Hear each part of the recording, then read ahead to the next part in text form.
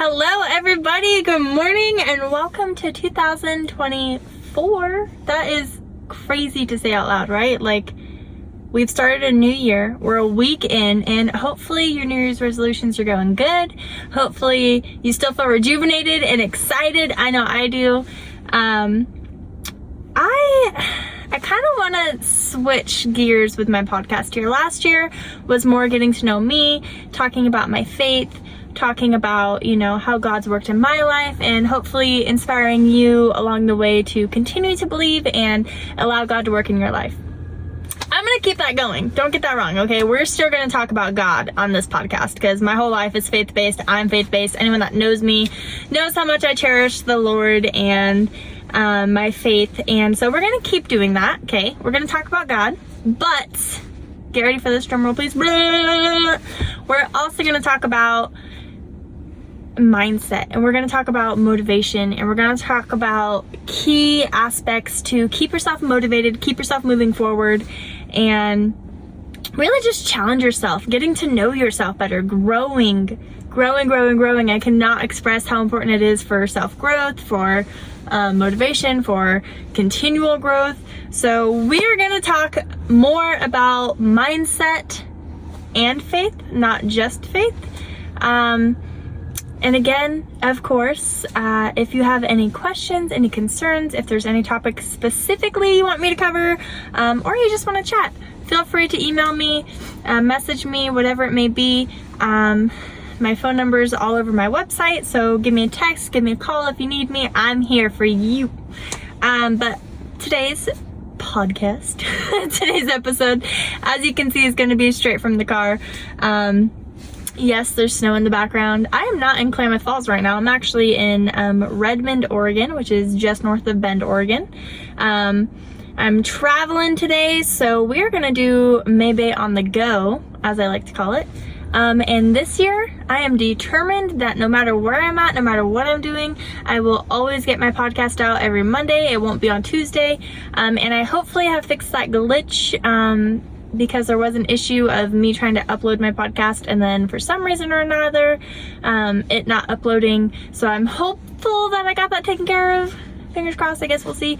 But anyways, to start, I just wanted to say thank you. Thank you for being here. Thank you for the continued support and just really appreciating me and accepting me and making me feel welcomed.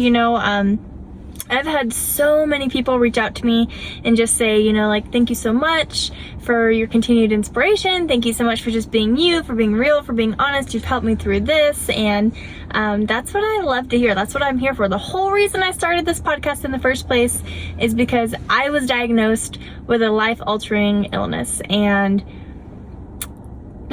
I was able to come through it. I was able to change my mindset to get through it. I still have it, but I was able to at least continue to live my life, and God was a huge part of that. And so the whole reason I started Maybay in the first place is to help others achieve their full potential, and I'm a firm believer you can't do that without faith. I'm also a firm believer of coffee hiccups, sorry. I'm also a firm believer that you can't do that without the right mindset, okay? So I'm gonna challenge you. I'm gonna push you to grow. We're gonna have some workshops for you to do, and this podcast is gonna be a little bit more interactive than last year's podcast because we're taking this to a whole new level. So gear up, let's go. I just had coffee, so I am energized and ready to go. And if you will notice, they spelled my name wrong. Always happens, but you know what? It's the little things that matter. At least the coffee's good, right? So anyways, let's get going. On this week's episode of Mondays with Maybay, we are going to talk about God, right? Yeah. But we're also going to talk about, if you were just listening, mindset. And so I want to talk about how God expects us to serve others. Not really expects us to, right? Like, he's not like, you have to do this. But the whole reason we were created is for friendship, for companionship, for a relationship with God and for other people, right? And so God created us to give, to be selfless, to love one another. But how can we love someone else if we don't love ourselves? That's a huge question, right? I struggled with my love. I struggled with self-love. I still struggle with it to this day. I struggle with it. I don't believe I deserve love. I didn't think I was capable of giving love. I was really hard on myself for a long time. And come to find out, the reason for that was because my own self-worth, my own self-image. But what I realized is it doesn't matter how I see myself. See, I limit myself because of society. I limit myself because of outside belief. But the reality is I was beautifully and wonderfully made in God's image. God created me. He thought the world needed me. So he made me, knowing I was going to be full of faults, knowing I was not going to be perfect, knowing I would mess up. And guess what? He still created me. He was like, even though you're going to come with a lot of risk, I'll take a chance on you. And so I want you to think about that. Every single time you sit there and tell yourself you're not good enough, every single time you sit there and tell yourself you can't do this, you're not capable, someone else is better, someone else is more deserving, you don't deserve love, X, Y, and Z, right? We all have this negative self-talk. I want you to get out of that. I want you to believe in yourself. And I want you to tell yourself that you are deserving of it, because you are. I want you to tell yourself that you are good enough, because you are. I want you to tell yourself that you do deserve that promotion. You do deserve that. You do deserve love. You deserve a friend. You deserve a companion. You deserve X, Y, and Z, because you do. See, God created you. Yeah, he created other people too, but he created you with a purpose, with a sole purpose. And most of us have no idea what that purpose is. None. I'm still trying to figure mine out. I think I'm on the right path. I think we're figuring something out. I have no idea though. It's kind of like a trial and error situation here we're going through, but you know, we're just gonna keep trying. That's all you can do, right? You can just try. So, I want to encourage you.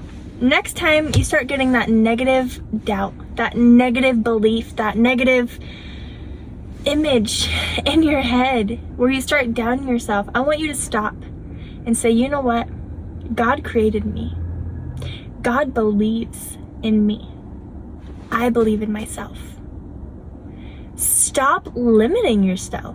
Stop disbelieving yourself, if that's even a word. Stop hindering yourself. You are capable of so much because God made you. See, most time we limit our success. Most time we limit how far we can go. We limit our dreams because we don't believe we're capable of ever reaching them. But God never did that. God literally created everything from nothing. Could you imagine doing that? I can't even imagine creating breakfast most mornings, and he created the whole world. Like, what? But he also created you for a purpose. And so this next part that I want to get into is a little bit of kind of like a workshop, if you will. Like I said, we're going to do some workshops, okay? I have it all written down here because I didn't want to mess it up. Plus, I'm on the go, so I knew it was going to be I didn't know it was going to be this rough, but you know, it's the first one of the year and we're just gonna saddle up, partner. I just said that. Anyways, okay, back to my notes because me freeballing is not good. What I was gonna say is we are all wired to serve others. God created us to love each other, even our enemies, because it's not up to us to condemn them. It's not up to us to judge them. It's not up to us to say, yeah, you're not worthy because you did that. No, it's up to God. What's up to us is to love each other. So what? Tom from the grocery store charged you an extra $1. So what? Your ex-boyfriend cheated on you. So what? This person stole something from you because they thought they needed it more than you. Who cares? Instead of hating them and condemning them, love them. Go to them with a sincere heart and say, hey, we all make mistakes. I think you're a great person. I don't think you made a great choice in that moment. But there's positive and negative consequences to everything you do. So why not make the right decision and allow positive consequences to keep coming to you? Because if you decide to condemn that person and judge them, the negative consequence is not going to be very nice, is it? My glasses keep falling out. I don't know what's going on here. We were all wired to serve others. God wants us to serve others. God wants us to love others.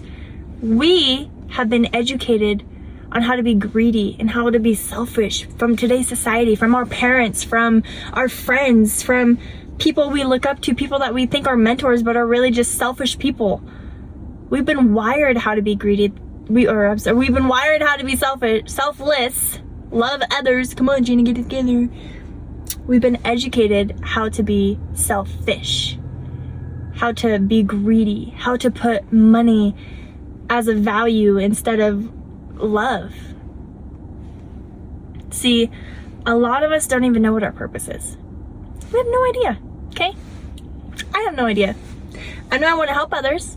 I know I want to make an impact. I know I want to serve others.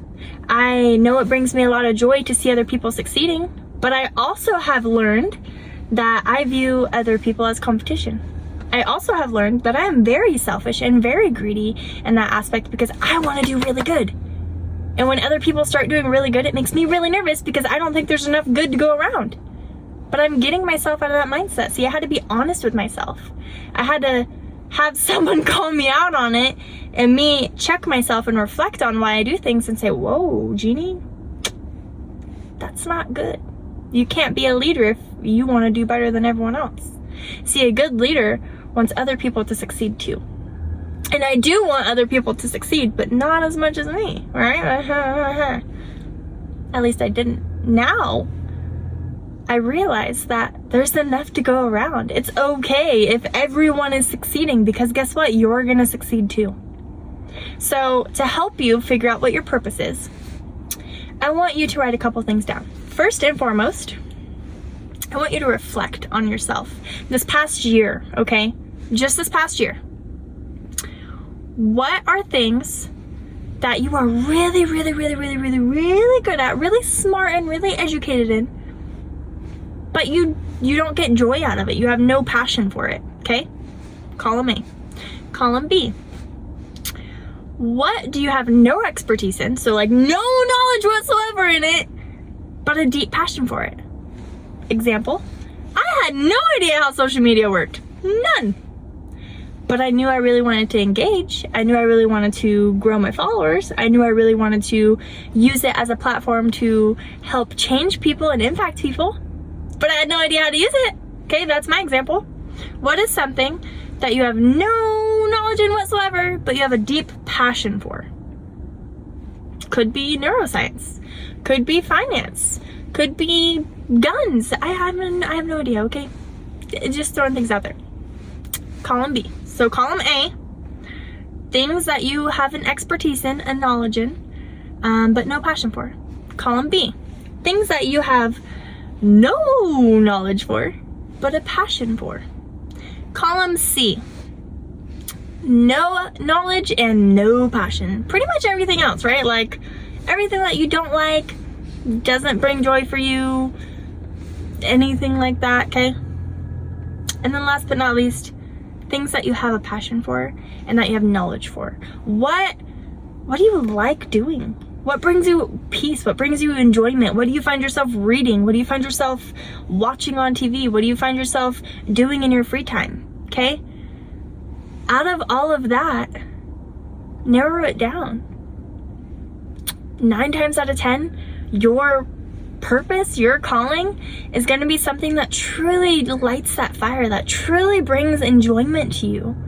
You might not know a whole lot about it, but you know, like, this is what you were meant to do, okay? And for some people, that's being a chef. That's changing the world of our taste buds, our experience, one meal at a time. For others, that's being a physical trainer, being a fitness coach, whatever that may be, to be able to help encourage people to eat and work out properly and bring knowledge to proper workouts so you don't harm yourself.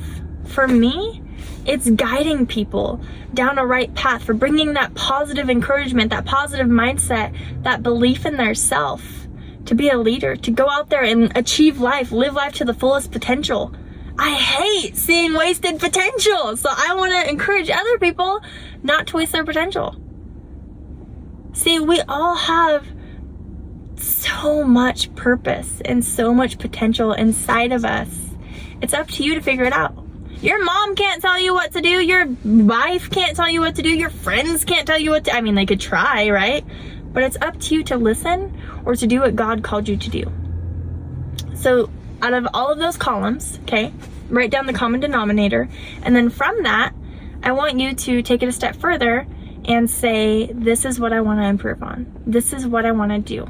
And the best part is you don't have to be the best at it, right? Like allowing yourself an opportunity to grow just by getting started. How incredible is that? And then you can figure out what your full potential is, what your purpose is, what God truly intended for you to do. And it just opens up so many avenues of being able to serve others and being able to truly help others and truly impact others. And it's just so beautiful. It's just so beautiful.